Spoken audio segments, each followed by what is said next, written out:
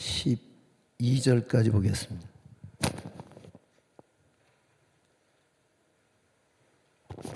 제가 먼저 1절 읽겠습니다. 그리스도 예수의 종 바울과 디모데는 그리스도 예수 안에서 빌립보에 사는 모든 성도와 또한 감독들과 집사들에게 편지하노니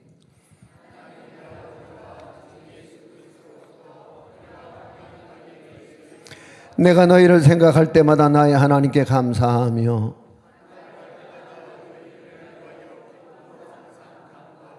너희가 첫날부터 이제까지 복음을 위한 일에 참여하고 있기 때문이라.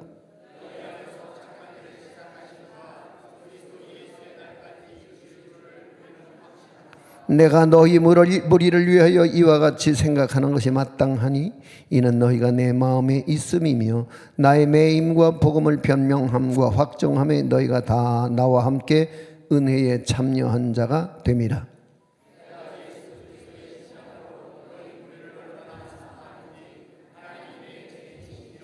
내가 기도하노라 너희 사랑을 지식과 모든 총명으로 점점 더 풍성하게 하사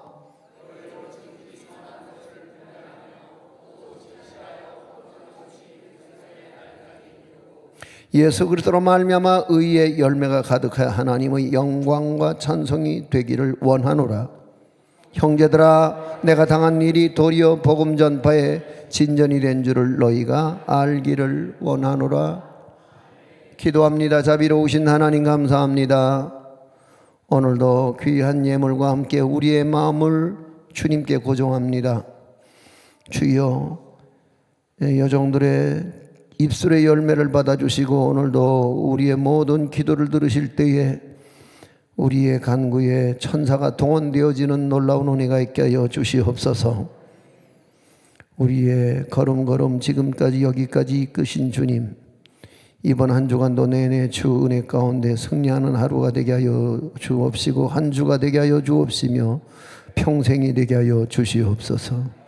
우리 모두 은혜에 참여한 자들이 되게 하여 주옵시며 오늘도 귀한 예물들을 주 앞에 드리는 손길마다 주의 갚으심과 후이되어 누르고 넘치도록 채워주시는 은혜가 있게 하여 주옵소서.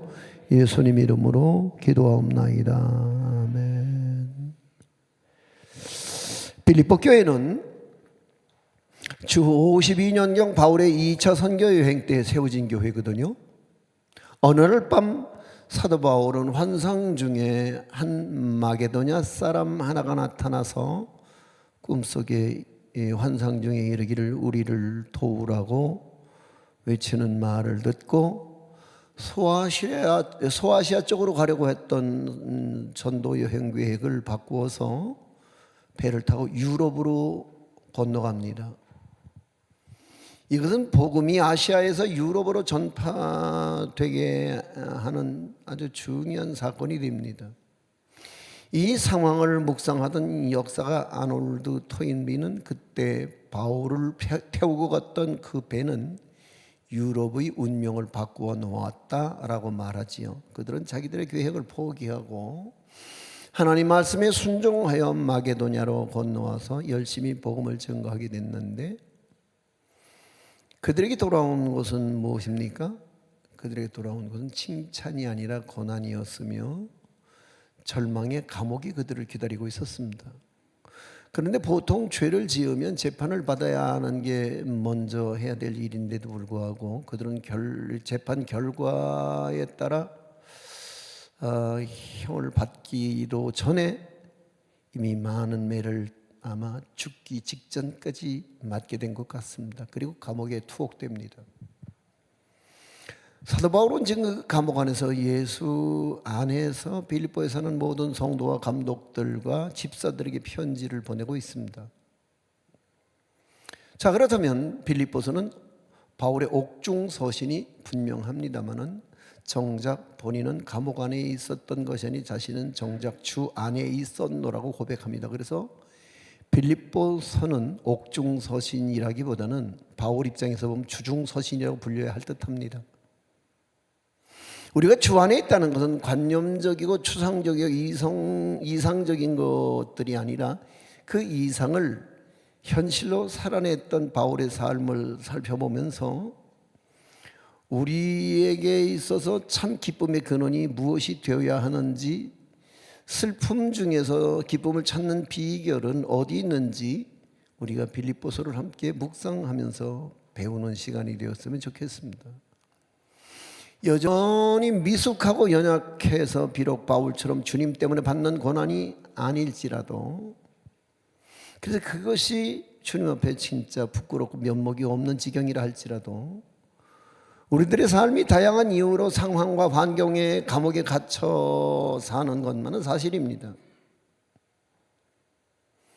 그런데 어찌됐든 간에, 동기 어쨌든 간에 오늘 우리가 각자 자기 나름대로의 감옥에 갇혀서 사는 신세라면은 오늘 바울이 얻었던 성령의 도우심처럼 우리 모두 그 성령의 도우심으로 말미암아 관점과 가치가 바뀜으로 오늘 우리에게 주어진 감옥의 환경을 극복하고 담대하게 기쁨을 선포할 수 있게 되기를, 그로 인하여 참 기쁨과 자유함을 누리게 되는 은혜가 있길 주의 이름으로 축원합니다.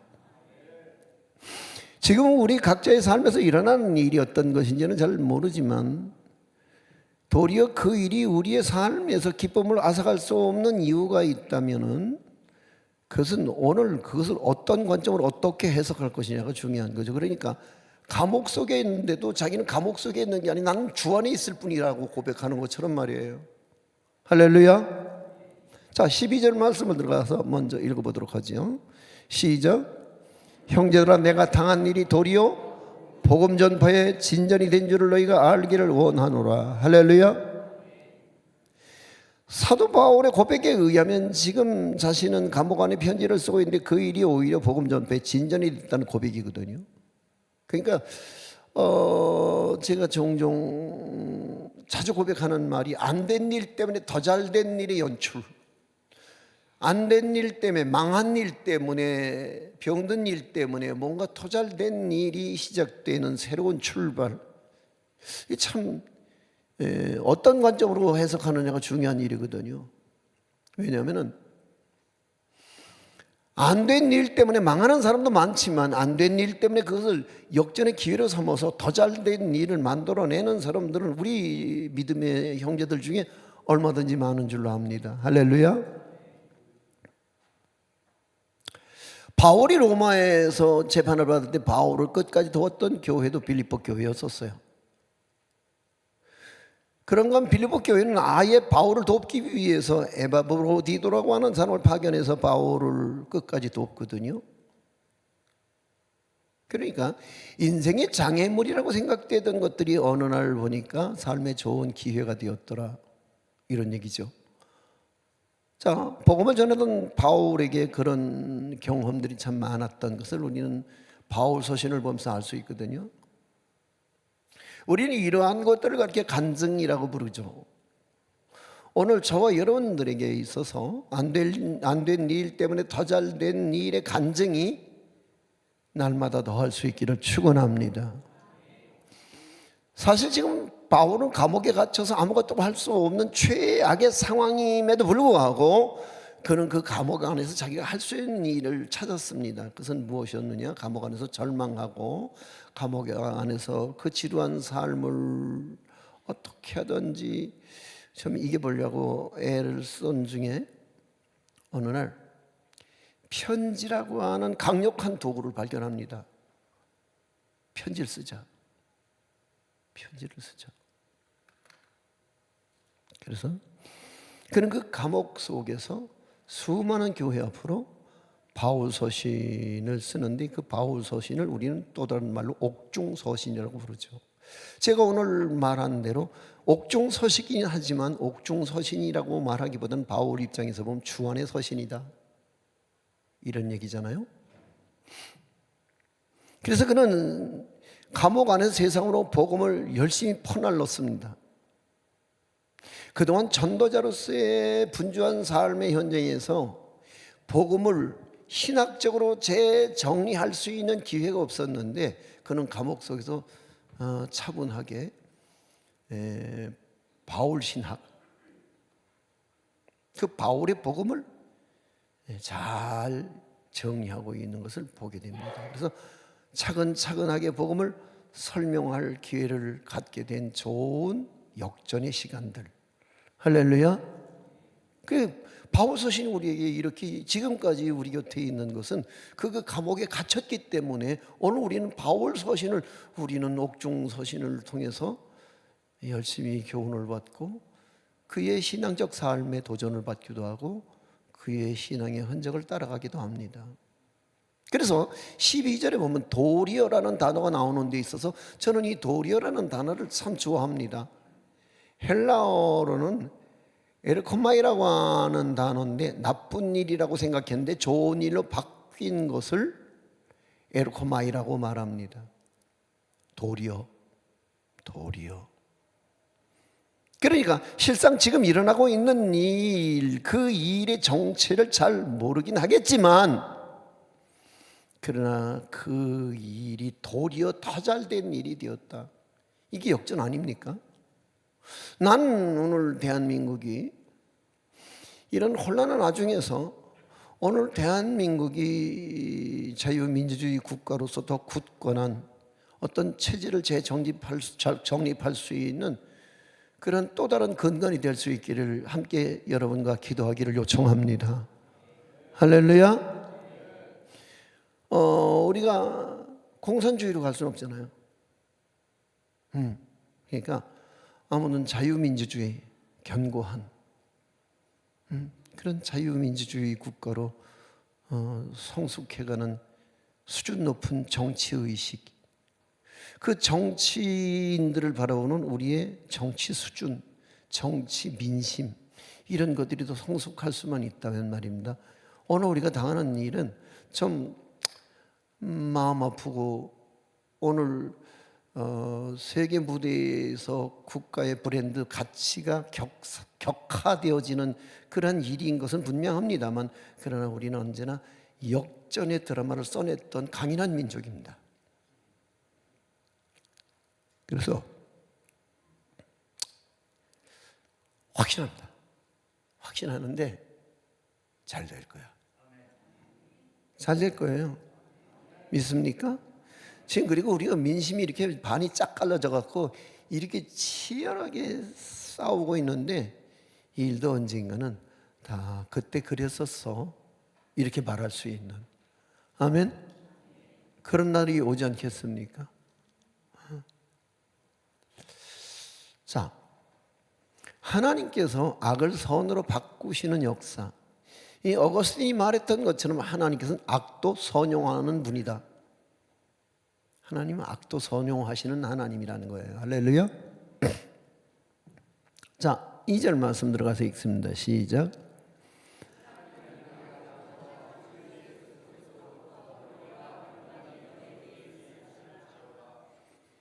언제나 주님 안에 있었기에 그는 그곳이 감옥이든 빈들이든 사막이든 상관없이 은혜와 평강이라는 단어를 사용할 수 있었던 거 아니겠습니까?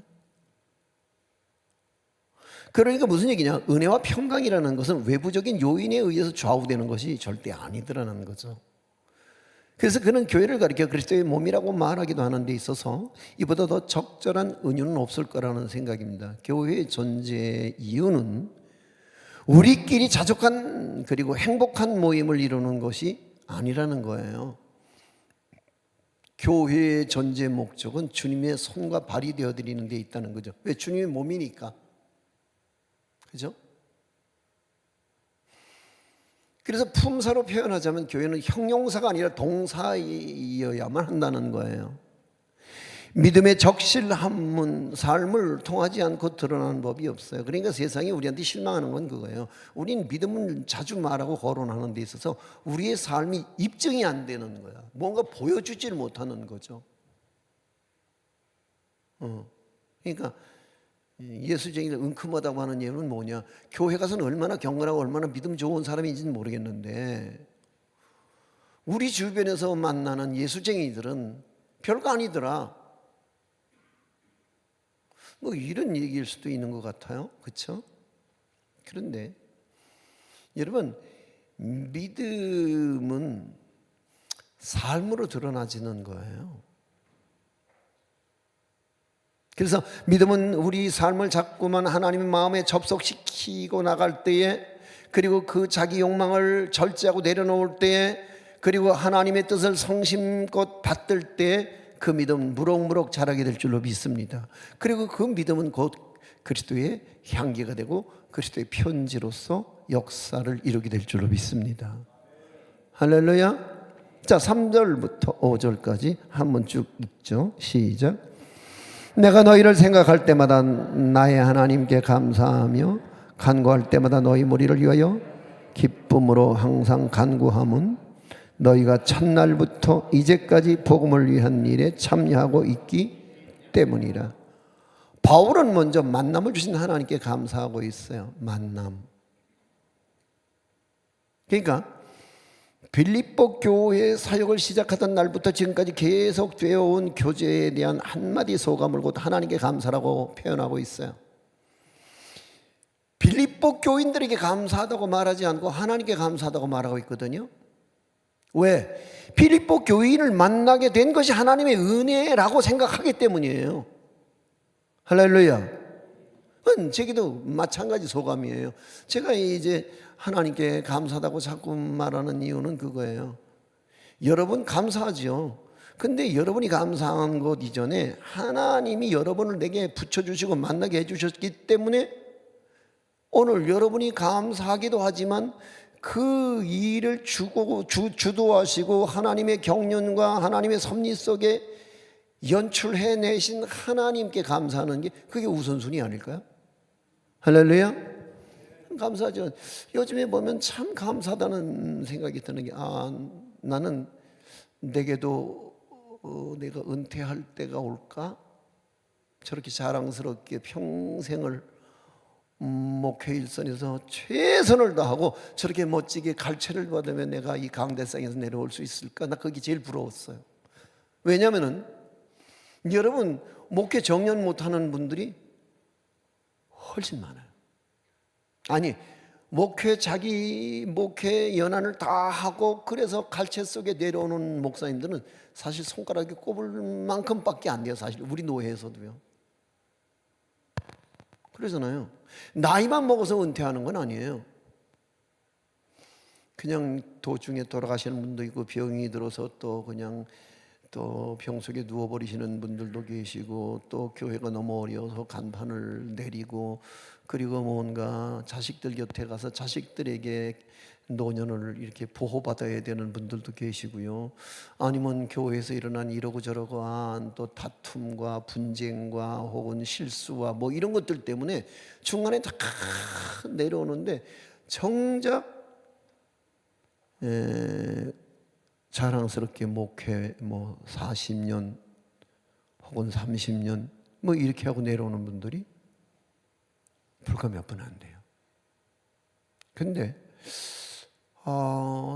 이제 저도 이제 생각을 하지요. 이제는 제가 마음이 든든한 게, 이만하면 내가 저 친구한테 내가 목회를 이양해도 되겠다.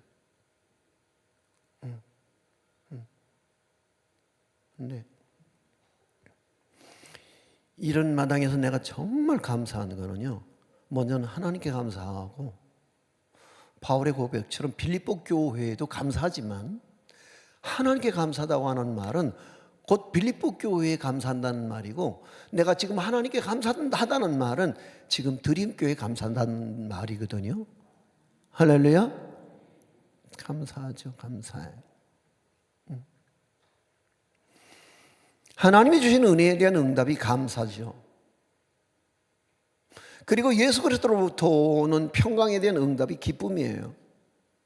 근데 여기 감사라는 말은요, 은혜라는 단어와 똑같은 어원을 가지고 있어요. 그러니까 여러분, 감사는 은혜라는 단어다, 어원이. 근데 그럼 하나님으로부터 내려오는 건 은혜요, 우리가 하나님께 올리는 건 감사다. 믿습니까? 동질적인 거예요. 근데 여기 있어서 우리가 하나님께 정말 감사해야 되는 것 중에 하나가 우리에게 주신 가장 귀한 선물이 있다면 그것은 하나님이 우리에게 좋은 만남을 주셨다는 거예요. 할렐루야. 왜 우리가 자주 부르는 찬양 중에 축복성이 있죠. 태초부터 시작된 하나님의 사랑이 우리 만남을 통해서 열매를 맺고, 하나님의 사랑이 뭘 통해서요? 우리의 만남을 통해서 열매 맺는 거예요. 할렐루야. 그러니까 여러분도 많고 많은 교회 중에서 드림교회에 여러분이 적을 두고 장순직 목사를 만난 것도 은혜일 거라고 생각 안 돼도 생각하세요. 근데 저는요 진짜 절절해요. 진짜 난 여러분을 만나기 진짜 감사해요. 아까 어떤 권사님이 원주에 있다가 가까운 아파트로 이사 오신다 소리를 듣고 내 마음이 얼마나 뿌듯했는지. 여러분 집이 멀다고요? 교회가 멀다고요? 교회가 멀다고요? 교회가 먼 게 아니라 집이 멀다고는 얘기를 제가 자주 드렸잖아요. 여러분 교회가 먼 게 아니고 집이 먼 거예요. 이해가 되십니까? 근데 그 집이 멀었었는데 이젠 교회 곁으로 이사 오신다는, 이게 나이가 들면서 기름값도 아깝고 시간도 아깝고 뭐 여러 가지로 뭐 교회가 이제 아무래도 집이 멀면 교회 오가기가 여러 가지 이제 시간적인 부담이나 이제 뭐 차량을 몰고 나서면서 기름에 대한 부담이나 이런 것들이 적지 않겠죠. 근데 좋은 만남, 그 좋은 만남이 만세전에 우리를 아시고 택하신 하나님께서 우리에게 좋은 만남을 주셔서 그 만남을 통해서 그게 복이 되게 해주시겠다고 하는 말씀이거든요. 할렐루야. 그러니까 좋은 만남이 얼마나 감사한 거예요. 엄청 감사해요. 그래서 올라올 때마다 그런 얘기를 요즘에 종종 하는데, 나 진짜 행복했다. 여러분은 진짜 행복했어요.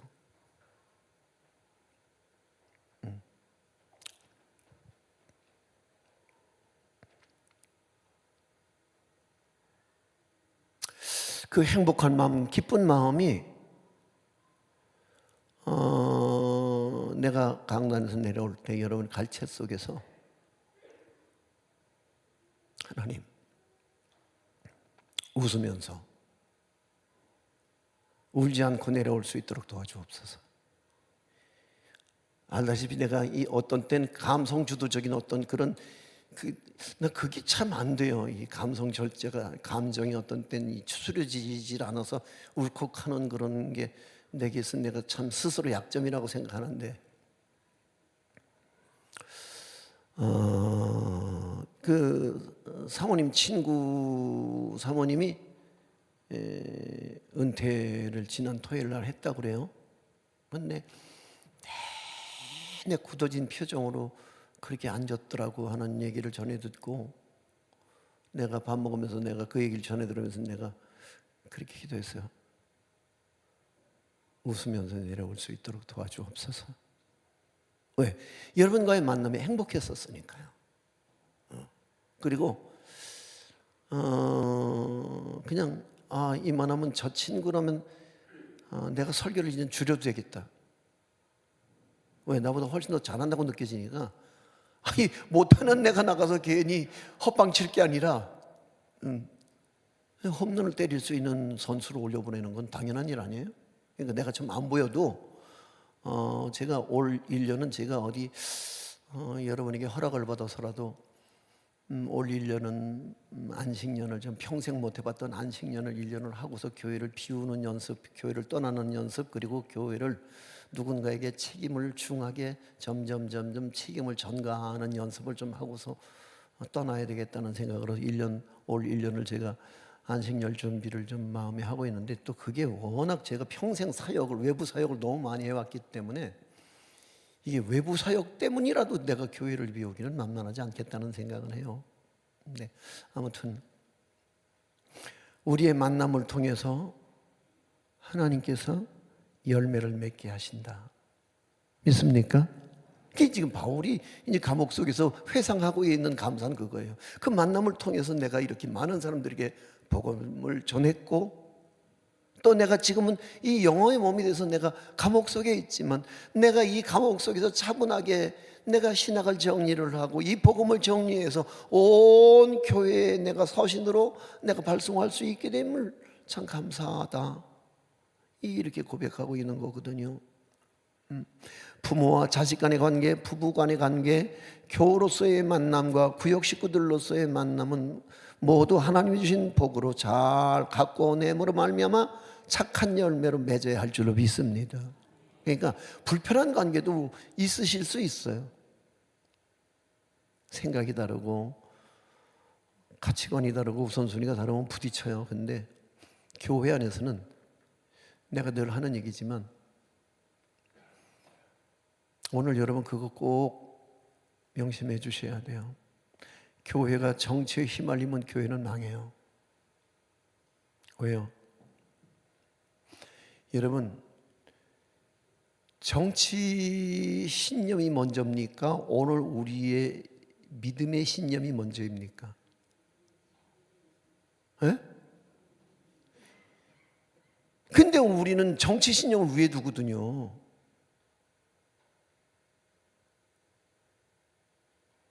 아니요, 그거 아니에요. 여러분, 정말 그 사람이 가지고 있는 정책이나 사상이나 뭐 그 사람이 가지고 있는 가치관이나 이런 것들이 반기독교적이고 비성경적이라면 뿌리쳐야죠. 아멘. 잘들 생각하셔야 돼요. 지금 아주 중요한 시점이에요. 이게 대한민국이 공산주의화 될 수 있는 가능성도 배제할 수 없어요. 자유민주주의를 확고하게 견고하게 다져갈 수 있는 기회가 될 수도 있어요. 그렇다면 여러분, 좋은 지도자를 만나면 견고할 수 있어요. 할렐루야. 그런데 그 선택은 우리가 하는 거라면 우린 그 선택을 기도하고 잘 해야 돼요. 이 사람이 주장하고 있는 게 뭐냐? 응? 정책을 봐야죠. 당을 보지 말고, 생긴 인물을 보지 말고, 이 사람이 어떤 수준의 사람이냐. 아무튼 지금 하나님께서 우리에게 맺어주신 관계는 우리 모두에게 필요한 만남들이었고 우리에게 주신 하나님의 착한 열매가 될 것이라고 저는 확신합니다. 우리가 힘든 인생길을 잘 버티고 있는 것은 지금 내가 누군가와 함께 동행하고 있기 때문일 테죠. 우리가 고통당할 때 힘든 것은 사실 그 고통 자체보다는 그 고통과 함께 오는 소외감 때문이거든요. 왜 사람이 고통을 싫어하는지 아십니까? 고통은 나름 견딜 수 있어요. 견딜 수 있다고요. 참을 수도 있지만 그 고난에 흔히 따라오는 소외감이 더 싫은 거라고요. 오늘 나 혼자 무인고도에 혼자 남아있는 듯한 그 외로움, 그 떨쳐낼 수 없는 고독. 그래서 사업이 망했을 때, 병들었을 때, 늙었을 때, 시험에 빠졌을 때 힘든 것은 뭐다? 고통이 아니라 소외감 때문에 더 그렇다는 거예요. 그런데 그런 고난과 괴로움이 있을 때라도 사랑이 함께 있고 위로와 격려가 넘친다면 사람은 어떤 어려움도 넉넉히 버티고 이겨나가게 될 줄로 믿습니다. 그리고 마침내 다시 일어설 수 있는 기회를 포착하게 될 것입니다. 할렐루야. 바울은 지금 육신적으로 너무 힘든 의심과 절망과 괴로움으로 가득 찬 감옥 생활에서도 오히려 기뻐하고 감사할 수 있는 것은 예수님에 대한 사랑 때문만은 아닌 거죠. 예수님의 사랑은 당연한 거지만 성도들이 나눠주는 그 위로와 사랑 때문이었을 거라는 거예요. 그래서 감옥 속에서도 그는 외롭지 않은 거예요. 그래서 6절이 이렇게 오늘 우리에게 교훈하고 있어요. 시작. 너희 안에 착한 일을 시작하시니가 그래서 예수의 날까지 이루실 줄을 우리는 확신하노라. 여기서 착한 일이라고 표현되어진 것은 복음의 파트너십을 말하고 있어요. 여러분 신앙생활에 있어서 함께 일한다는 것이 얼마나 아름다운 일인 줄 아세요? 어제도 여러분 오셔서 각 기관별로 그냥 청소들 하루 종일 하는 모습을 보고, 또 어제는 밤 늦게까지 또 우리 식사당 보니 식당에서 늦게까지 그냥 오늘 밥을 준비해내는 모습을 보면서 참 우리 교회 아름다운 교회다, 이런 생각을 했어요. 하나님의 사용하시는 인물은 함께 일할 줄 아는 사람이라야 합니다. 우리는 어떤 이권적인 사업을 같이 하는 사람들 동업자라고 부르죠. 정치적인 목적을 달성하기 위해서 함께 일하는 사람을 동지라고 말합니다만은, 그러나 숭고한 목적을 위해서 함께 희생적으로 일하는 사람을 우리는 동력자라고 말하는데, 동력자라고 하는 말을 영어에서는 헬퍼라고 말합니다. 우리 모두는 서로에게 헬퍼가 될 수 있기를 바랍니다. 바울이 감사한 건 그 헬퍼가 많아서 감사한 거예요. 내가 복음을 위해서 혼자 애쓰는 줄 알았는데 그 외에도 빌립보 교회 같은 그런 좋은 교인들이 함께 나와 함께 헬퍼가 되어서 이 복음을 위해 함께 수고하고 희생하고, 그래서 헌신하는 그들을 보면서 바울은 감옥에 앉아서도 지금 행복할 수 있다는 얘기 아니겠어요? 그렇다면 저도 마찬가지죠. 이제 제가 40년 하고 내려오는 마당에 있어서 이젠 저런 정도라면 내가 이제는 위임 예배를 드려도 되지 않겠나 싶은 생각을 하는 거예요. 자식이라도 검증되지 않으면, 여러분이 마다하다 그러고 여러분이 안 되겠다 그러면 어떻게 해요? 판을 다시 짜야지요. 그렇잖아요. 근데 이만하면 되겠다. 오케이. 좋아. 잘하고 있어? 오케이. 잘하고 있어요? 예. 그리고 영어 잘하시네. 그러면 이제는 내가 이름만 당회장인 자리를 물려줘야 되겠구나. 설교도 내가 이제 좀 적게 하고, 그래서 요즘엔 네가 해. 죄송해요, 네가 하라고 그래서 목사님 하세요. 목사님 하세요. 예, 목사님 하세요. 예. 하시죠. 됐어요. 하세요 그냥.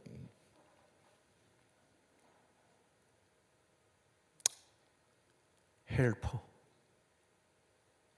그 헬퍼가 정말 내게 있어서 그리스도로 말미암아 의의 열매가 가득해서 하나님의 영광과 찬송이 될 때까지. 할렐루야. 빌립보서를 보면 빌립보 교회를 향한 참 많은 감사와 기쁨의 이야기들로 훈훈한 진행이 되어지는 것을 볼 수 있어요. 훈훈한 진행. 난 우리 교회가 지금까지 참 훈훈하고 따뜻한 교회였다는 사실을 난 참 자랑스럽게 생각해요. 처음부터 지금까지 변치 않는 것이 있었음을 보게 되는데, 사도 바울의 복음의 열정으로 빌립보 교회가 세워졌고 그 교인들이 여전히 복음을 위한 일에 참여하고 있다는 것이죠. 이 변치 않는 것보다 더 큰 기쁨이 어디 있을까요? 왜 우리는 가끔 반가운 사람을 오랜만에 만날 때 가장 자주 나누는 깍듯한 인사 중에 하나가 그런 거잖아요. 어쩜 하나도 안 변하셨어요. 안 변한 게 뭐가 안 변해? 다 변했어요. 하나도 안 변하셨어요. 여전하세요. 자, 이 말이 단순히 외모를 이루는 말뿐만이 아니라 변치 않는 사람과 관계적인 표현이라면 얼마나 더 좋은 말일까요? 그때 제게 따뜻했던 그 모습, 그 말투, 그 다정다감함이 여전하세요. 좋은 말이죠. 사람 후 배연 누구나 다 늙어요. 다 변하죠. 그러면 바울은 어떻게 빌립보 교인들과 이런 좋은 관계를 가질 수 있었을까요? 그것은 피차 첫날부터 이제까지 복음을 위한 일에 함께 참여하고 있었기 때문이라는 거예요. 그러니까 교회 공동체의 올바른 관계는 복음의 교제 안에서 시작되고 복음의 관계성 속에서 열매가 되어야 되는 거예요. 할렐루야. 그래서 우리가 잘 아는 대로 교제라는 말은 헬라어의 코이노니아라고 하는 단어인데 흔히 친교라는 말로 대체하기도 하지요. 우리가 잘 알아야 하는 것은 성경에서 교제란 단순한 친교가 아니라 복음의 확장을 위한 만남이 돼야 한다는 거예요. 그냥 아무 의미 없이 만나서 밥 먹고 만나서 커피 먹고 만나서 여행 가고 뭐 이게 아니라 목적이 뭐냐? 목적이 뭐냐? 그냥 친교로 그냥 한 달에 얼마씩 모아서 그냥 개 모든 모아갖고 그거 가지고 여행 가는 거냐? 의미 없어요. 의미 없는 거예요. 그러니까 성경에서 교제란 단순한 친교가 아니라 복음의 확장을 위한 만남이 지속돼야 된다는 거예요. 어딜 가든지 이 우리의 만남과 우리의 이 일정과 우리의 이 행사 가운데 우리의 이 여정 가운데 복음이 핵심이냐? 그렇지 않으면 의미 없는 거예요. 교회 모임은 그건 교회를 어렵게 하고 교회를 위태하게 하는 거예요. 한국 교회를 향한 세상의 돌팔매질이 심상치 않습니다. 아주 속상하지요. 미안합니다. 목사님들 만나면 요즘에 김 목사, 장 목사 이런 얘기 잘 못해요. 뒤통수가 뜨거워서요. 그리고 김 목사 이렇게 부르는 순간부터 우리 모두의 모임의 행동은 상당히 제약을 받고, 그죠? 조심스러워지는, 불편해지는 거예요. 많은 사람들의 시선 안 보는 듯하게 보고 안 듣는 척하고 다 엿듣고 막 이러는 그 느낌이요, 너무 부담스러워서요. 우리는 그냥 웬만하면 목사님들은 웬만하면 그냥 뭐 학위를 가지고 있죠. 다들 그냥 우리나라 또래쯤 되면 다 이제 목회학 박사쯤은 다 이제 학위를 가지고 있으니까. 그래서 우리는 김 박사, 이 박사 이래고 부르는 우리의 호칭을 내가 들으면서 우리는 이 돌팔매질이 부담스러운 거지. 그래서 우리는 목사가 박사로 지금 호칭이 변한 거지. 그래서 많은 이들이 교회에서 실망하고 교회를 이탈하고 있습니다. 하지만 중요한 것, 진짜 중요한 것은 그 일 때문에 교회로부터 탈출하는 게 아니라 교회를 교회답게 만드는 일에 동참하는 겁니다, 여러분. 그렇잖아요. 그래서 우리가 더 건강한 교회를 만들기 위해서 우리가 함께 동참하고 우리가 함께 헌신하고, 그래서 우리가 파트너십을 갖고, 그래서 우리가 모두 이 복음의 헬퍼가 되는, 할렐루야, 그게 건강한 교회가 되는 이치 아니겠어요? 있습니까?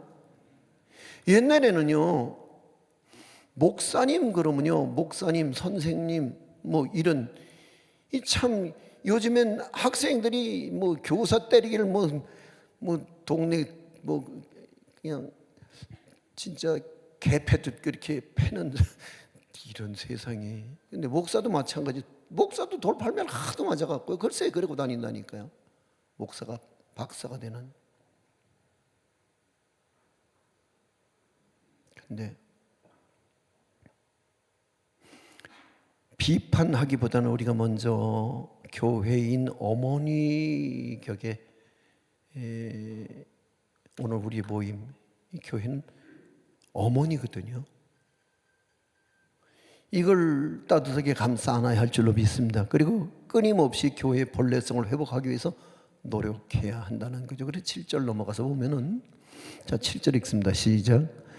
내가 너희 무리를 위하여 이와 같이 생각하는 것이 마땅하니 이는 너희가 내 마음에 있음이며 나의 매임과 복음을 변명함과 확정함에 너희가 다 나와 함께 은혜에 참여한 자가 됨이라. 할렐루야. 서로 누군가의 마음 안에 있다는 것은 참 행복한 일이죠. 그래서 너희를 생각할 때마다 감사하고 기도할 때마다 기쁨으로 간구하며 너희 속에 착한 일을 시작하신 주님이 그리스도 예수의 날까지 이루실 것으로 생각하게 된 데에는, 그게 팩트예요. 너희가 항상 내 마음에 있기 때문이다. 너희가. 여기서 복음을 위한 일과 은혜에 참여하는 것이 서로 같은 의미로 사용되고 있어요.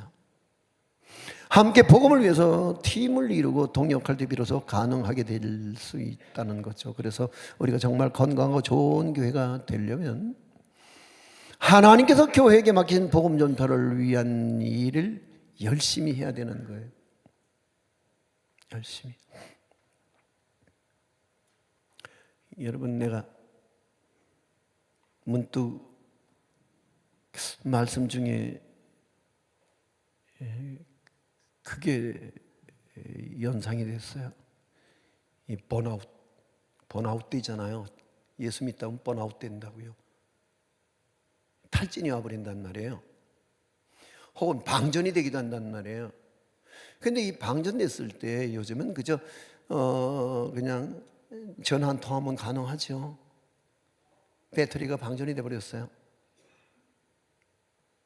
아무것도 안 먹어요. 전화 한 통화면요, 에이스 기사가 와요. 와서 제일 먼저 뭐 해요? 점프선이 필요한 거예요. 그래서 다른 차의 도움을 받아서 점프선이 연결되면, 그래서 그 점프선으로 연결되어서 쏟아진 에너지 때문에 이게 다시 시동이 걸리는 거예요. 아멘. 우린 그런 관계가 돼야 되는 거예요. 누군가 여기 번아웃 되는 사람이 있어요. 방전이 됐을 때 교회란 뭐냐? 그 방전된 사람을 그냥 놓고 가는 게 아니라 그 방전된 이에게 서슴없이 다가서서 우리가 가지고 있는 에너지를 나눠주는 거거든요. 그게 점프선을 연결해서 힘내, 밥 먹자,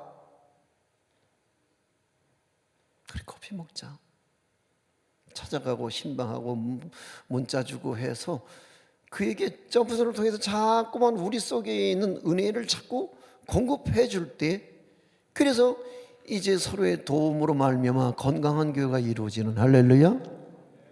뒤처지면 기다려주고 비틀거리면 부축해주고 넘어지면 일으켜주는 그 사랑의 사람들이 있을 때 우리 교회는 건강한 교회, 든든한 교회가 될 줄로 믿습니다.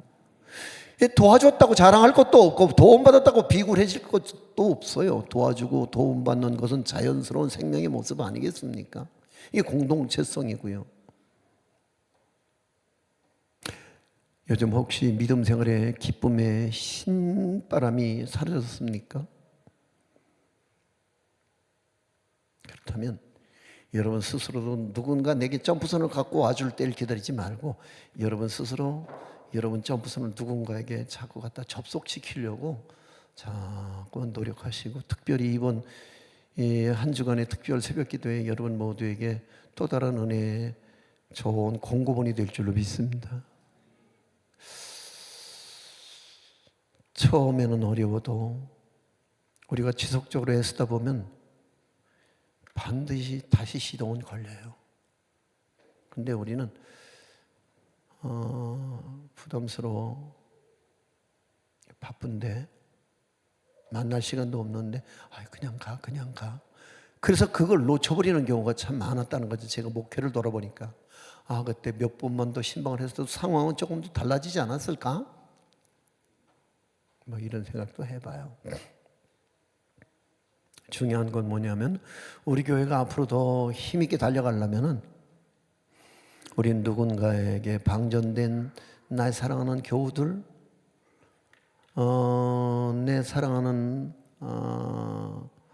그 사역자들, 동역자들에게 늘 점프선을 가지고 가서 그에게 다시 시동을 걸 수 있을 때까지 도움을 주는, 거기에 오늘 우리 교회는 앞으로도 지도자가 바뀌어도 우리 교회는 여전히 앞을 향해서 거침없이 달려갈 거라고 생각을 해요.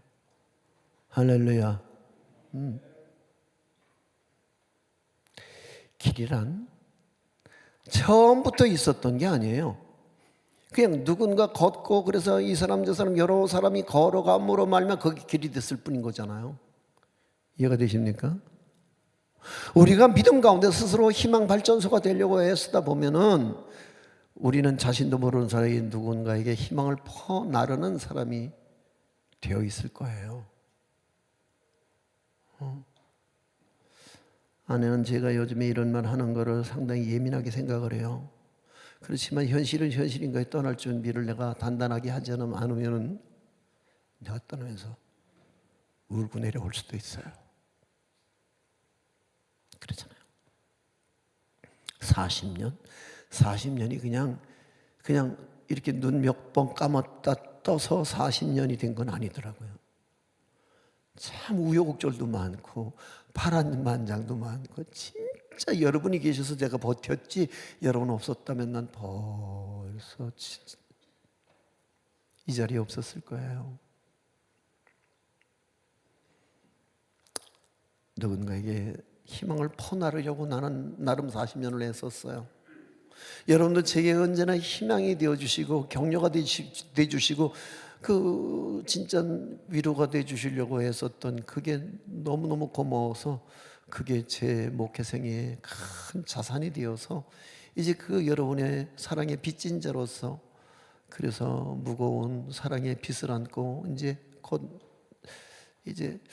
내년에 내년 3월이 내가 은퇴인데 이제 곧 내려가야 되겠다.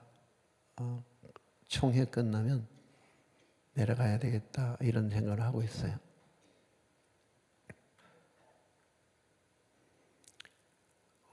우리 집사람 다 갔어요. 그냥 다 갔어. 너무나 슬퍼해요.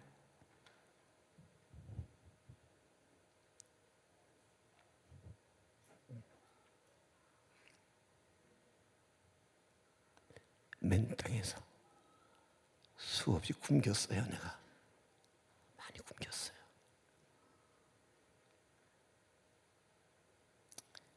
우리 장 목사, 내가 참 고마운 게 그래도 저렇게 해맑게 자랄 수 있었다. 저 친구 많이 굶겼어요. 애들 어려서. 우리 시대에 굶고 사는 사람이 어디 있겠어요? 많은. 그렇게 제 목회는 그렇게 혹독하고 시련 많은 목회를 했어요. 자, 우리가 예수 그리스도의 심장으로 서로를 사랑하는 관계가 되는 것은 동일한 은혜에 참여한 사람이 될 때 가능한 것입니다. 그러면 8절에 시작. 내가 예수 그리스도의 심장으로 너희 무리를 얼마나 사모하는지 하나님이 내 증인이시니라. 예수 그리스도 심장으로 사랑한다는 말은 우리가 사용할 수 있는 최상의 최고급 언어 아니겠습니까? 바울은 그것이 과장이 아니라 진심이라는 것을 말하기 위해서 하나님이 내 증인이시다, 그리고 하나님을 증인으로 내세우고 있는 거예요. 난 내 마음에 품은 마음이 없다. 내 말이 얼마나 진짜인지 하나님이 내 증인이시다. 난 여러분에게 말할 수 있어요. 여러분이 지켜본 40년간의 그 사람이 나고 나가 그 사람입니다. 여러분이 내 증인 아니십니까? 바울은 누굽니까? 그리스도의 가슴과 함께 맥박이 뛰고 그리스도의 심장으로 가슴이 고동친 사람입니다. 그러므로 그리스도의 심장으로라고 표현을 하고 있는 것은 바울이 예수를 본받고 예수님처럼 살기를 작정한 까닭이었겠죠.